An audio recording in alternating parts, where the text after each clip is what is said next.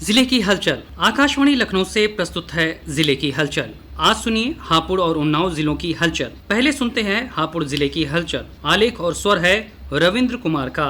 हापुड़ के गढ़मुक्तेश्वर ब्रिजघाट गंगा में पानी की शुद्धता होने से डॉल्फिन परिवार बढ़ता नजर आ रहा है। मेरी गंगा मेरी सूझ अभियान के अंतर्गत इस साल की गई गणना के अनुसार गंगा में 52 डॉल्फिन मिले हैं। इसके साथ ही डॉल्फिन के 5 बच्चे भी मिले हैं, जबकि पिछले वर्ष गंगा में 50 डॉल्फिन की संख्या दर्ज की गई थी। गंगा में डॉल्फिन की संख्या बढ़ने से हापुड़ जनपद की तीर्थ नगरी गढ़मुक्तेश्वर ब्रिजघाट के लोग भी काफी खुश हैं। डॉल्फिन को राष्ट्रीय जलीय जीव घोषित किया गया है। इसके संरक्षण के लिए मेरी गंगा मेरी सूझ नाम से अभियान चलाया जा रहा है। डॉल्फिन पानी में गोता लगाते हुए तेजी से सांस लेती है, तब सूझ की आवाज आती है। इस कारण इस अभियान का नाम मेरी गंगा मेरी सूझ रखा गया है। हर साल बिजनौर से नरोरा तक WWF और वन विभाग टीम द्वारा GPS के आधार पर डॉल्फिन की गिनती की जाती है। डॉल्फिन की हर साल बढ़ती संख्या गंगा में डॉल्फिन की खुशहाली के अच्छे संकेत हैं। जिला मुख्यालय हापुड़ के सभागार में जिलाधिकारी प्रेरणा शर्मा की अध्यक्षता में बीते बुधवार को किसान दिवस आयोजित किया गया। इसमें किसानों की विद्युत सिंचाई, आवारा पशु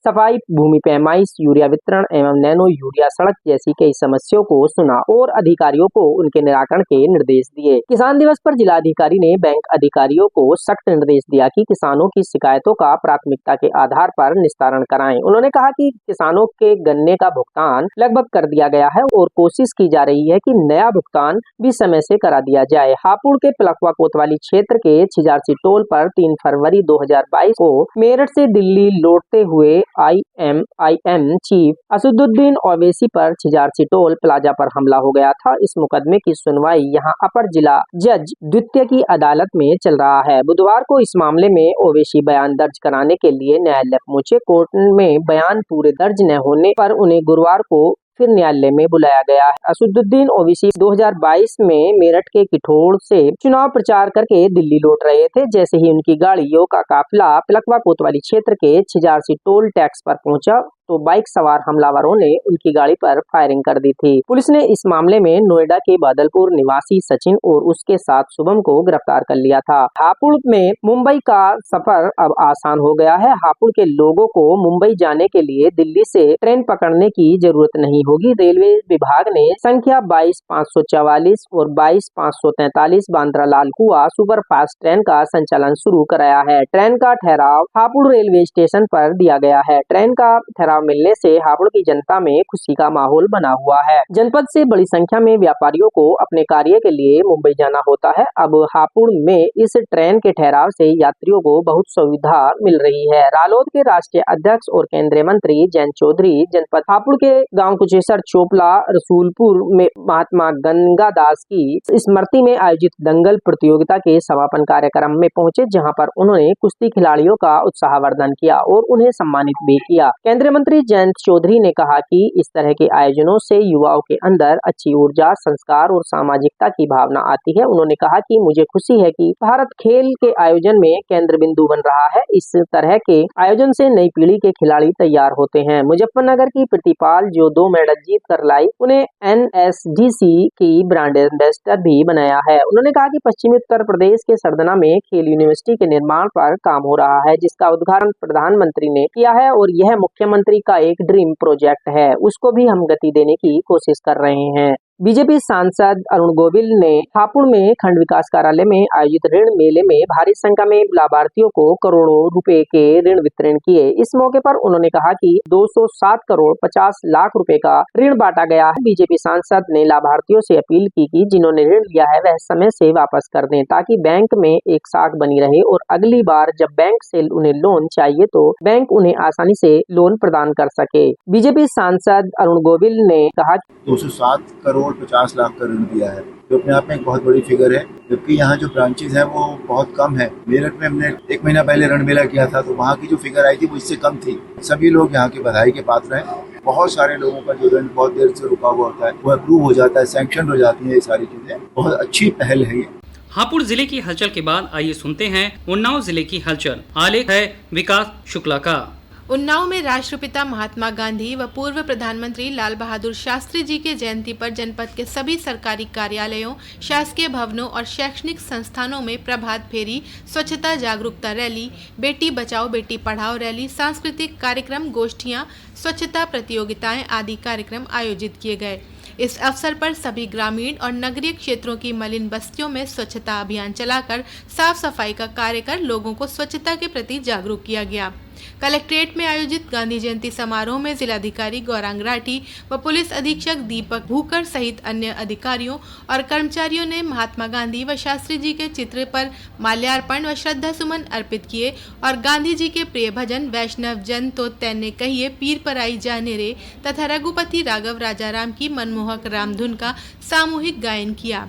कार्यक्रम में जिलाधिकारी एवं अन्य अधिकारियों ने गांधी जी और शास्त्री जी के जीवन मूल्यों पर प्रकाश डाला। सदर विधायक पंकज गुप्ता और पुलिस अधीक्षक ने सड़क सुरक्षा पखवाड़े का शुभारंभ किया। उन्होंने प्रचार वाहन रैली को हरी झंडी दिखाकर कलेक्ट्रेट परिसर से रवाना किया।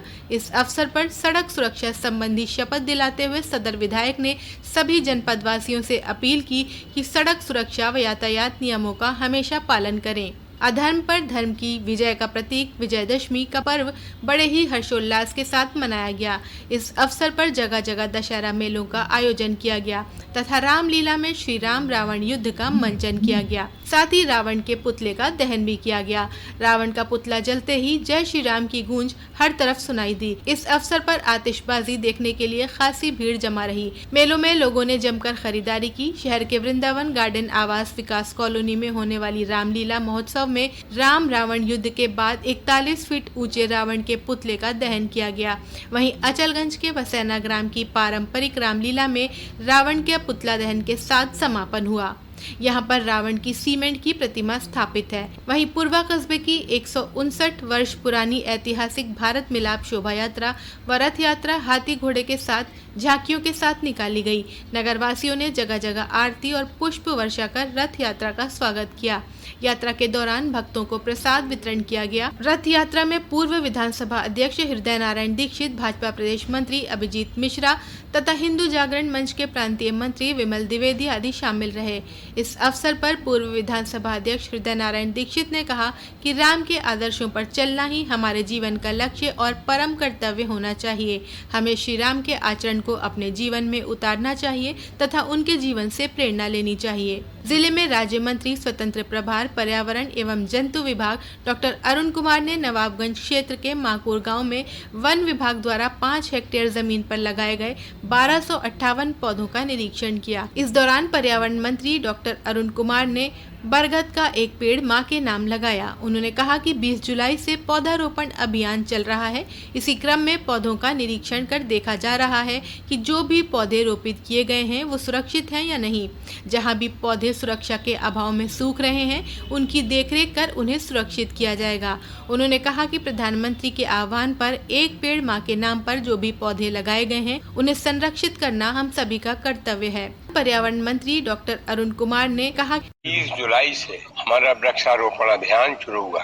हमारे मुख्यमंत्री योगी आदित्यनाथ जी वृक्ष लगाने में बहुत ज्यादा उन्होंने तत्परता दिखलाई और पूरा विभाग लगा। सभी विभागों के सहयोग से, सभी मंत्रियों के सहयोग से हम 36.6 करोड़ पेड़ सिर्फ 20 जुलाई को ही लग गए। उसके अलावा हमारे जनता के सहयोग से और भी पेड़ लगाए गए और इन पेड़ों की जनता के सहयोग से लगाने की सराहना माननीय प्रधानमंत्री जी ने भी मन की बात कार्यक्रम में की।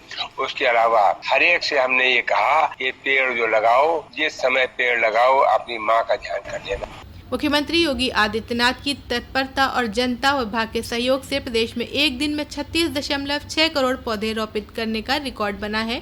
जनता और विभाग की सराहना प्रधानमंत्री ने मन की बात में भी की है। जिले में 1857 की क्रांति के महानायक अमर बलिदानी राजा राव राम बख्श की 222वीं जयंती 14 सितंबर को जनपद की भगवंत नगर विधानसभा में स्थित डोंडिया खेड़ा किले में मनाई गई। प्रदेश के सड़क व परिवहन मंत्री दयाशंकर सिंह ने यहां पहुंचकर उनकी प्रतिमा पर माल्यार्पण कर श्रद्धा सुमन अर्पित किए। जयंती के अवसर पर स्कूली छात्र छात्राओं ने विभिन्न प्रकार के सांस्कृतिक कार्यक्रम प्रस्तुत किए। ये था आकाशवाणी लखनऊ के क्षेत्रीय समाचार एकांश द्वारा प्रस्तुत जिले की हलचल का आज का अंक।